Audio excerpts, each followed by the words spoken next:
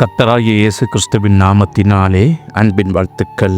John பனியன் அவர்களின் மோட்ச பயண புத்தகத்தில் நாம் இன்றைக்கு காணப்போகும் தலைப்பு பகுதி 89, உறக்க பூமியில் பயணிகள். உறக்க பூமியில் வீசும் காற்று எவரையும் மயங்க வைக்கக்கூடியது. அந்த பூமியின் பரப்பெங்கும் முச்செடிகளும் களைகளும் முளைத்திருந்தன. ஆங்காங்கே பயணிகள் தங்கி இளைப்பாறுவதற்காக பந்தல்கள் அமைக்கப்பட்டிருந்தன. இந்த பந்தல் ஒன்றில் ஒருவன் அமர்ந்து உறங்கிவிட்டால் அவன் மீண்டும் இந்த உலகில் விழுத்தெழ மாட்டான் என்று கூறப்பட்டது. துணிவு முன்னால் செல்ல பயணிகள் பின்தொடர்ந்தார்கள். பின்னாலிருந்து அரக்கர்களோ கள்ளர்களோ பயணிகளை தாக்கிவிடக் கூடாது என்பதற்காக சத்திய வீரன் அனைவருக்கும் பின்னால் நடந்து சென்றான். அனைவரும் தங்கள் பட்டயங்களை கைகளில் ஏந்தியிருந்தார்கள். ஒருவரை ஒருவர் உற்சாகப்படுத்தியபடியே நடந்து சென்றார்கள். அப்பொழுது திடீரென எங்கும் மூடுபனி பரவி இருள் சூழ்ந்தது. வெகு நேரமாய் அவர்கள் ஒருவரை ஒருவர் பார்க்க முடியவில்லை. ஒருவரை மற்றவர் பெயர் சொல்லி அழைத்தபடியே நடக்க வேண்டியதாயிற்று. எப்படிப்பட்ட தைரியசாலியும் இப்படிப்பட்ட இடத்தில் தளர்ந்துதான் போவான்.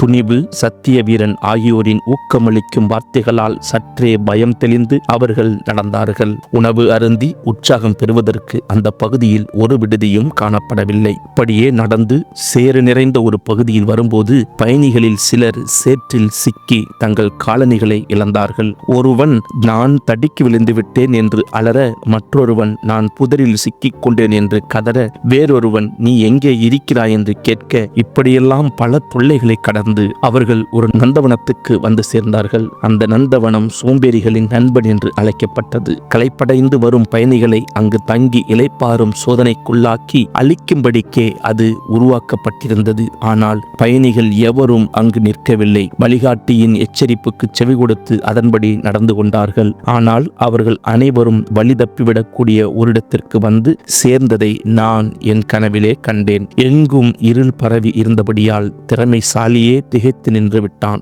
ஆனால் அவனது பையில் மோட்சம் செல்லும் பாதையின் வரைபடம் இருந்தபடியால் அதை எடுத்து அவன் எப்போதுமே தன் பையில் எடுத்துச் செல்லும் சிக்கி முக்கி கற்களை எடுத்து அவற்றை தட்டி நெருப்பு உண்டாக்கி வரைபடத்தை கவனமாய் பார்த்தான். அவர்கள் நின்ற இடத்திலிருந்து வலதுபுறமாய் திரும்பிச் செல்ல வேண்டும் என்பதை கண்டுகொண்டான். அப்படியே அவர்கள் திரும்பி நடந்தார்கள். பயணிகள் இப்படி நடந்து உறக்க பூமியை கடந்து கொண்டிருந்த போது அரசரின் பாதையின் அருகில் மற்றொரு நந்தவனத்தில் இருவர் படுத்து உறங்கிக் கொண்டிருந்தார்கள். அசட்டை, வீம்புக்காரன் என்பவையே அவர்களது பெயர்கள். இவ்வளவு தூரம் பயணம் செய்து வந்ததால் அவர்கள் களைப்பு மிகுதியால் சோர்ந்து போய் படுத்து தூங்கிவிட்டார்கள். அவர்களை எழுப்பிவிட வேண்டும் என்று பயணிகள் தீர்மானித்தார்கள். ஆனால் தங்களில் எவரும் இந்த நந்தவனத்தில் அமர்ந்து அதன் சுகத்துக்கு அடிமையாகிவிடாமல் விழிப்பாக இருக்கவும் தீர்மானித்துக் கொண்டார்கள். தூக்க மயக்கத்தில் இருந்த அவர்களை துணிவு தட்டி எழுப்ப முயன்றார். எனக்கு பணம் கிடைக்கும் போது உன் பாக்கியத்தை தீர்த்து விடுகிறேன் என்றான் ஒருவன். என் கையில் பட்டயம் இருக்கும் வரை நான் தொடர்ந்து போரிடுவேன் என்றான் மற்றவன். இது என்ன என்று கிறிஸ்தினால் வியப்புடன் கேட்டாள்.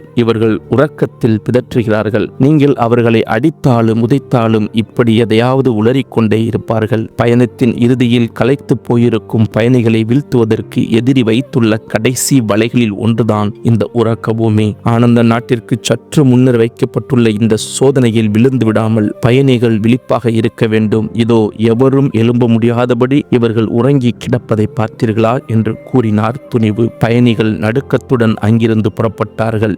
நீ பயணிகளின் நேசரே, எங்கள் பாதையை தெளிவாக்கும் என்று அவர்கள் கண்ணீரோடு வேண்டிக் கொண்டார்கள். அவர்கள் சற்று தூரம் செல்வதற்குள் காற்று வீசி மூடுபனியை விரட்டியது. பாதை கொஞ்சம் தெளிவாகியது. ஒருவரை ஒருவர் காணவும் முடிந்தது. அவர்கள் உறக்க பூமியின் இறுதியை நெருங்கும் போது முழங்கால் படியிட்டு ஜெபிக்கும் ஒரு மனிதனை தூரத்தில் கண்டார்கள்.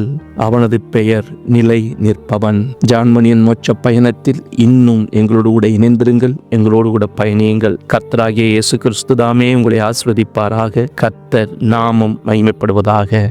ஆமேன்.